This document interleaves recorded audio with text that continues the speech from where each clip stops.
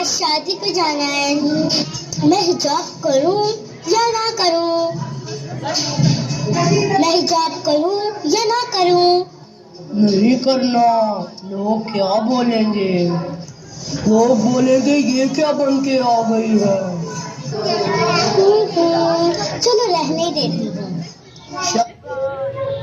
शाबाश शाबाश, हा हा हा हा हा हा हा हा हा। नेक्स्ट डे, मैंने सालगिरह पे जाना है, हिजाब करूं या ना करूं? या करूं या ना करूं? मत करो, लोग क्या बोलेंगे?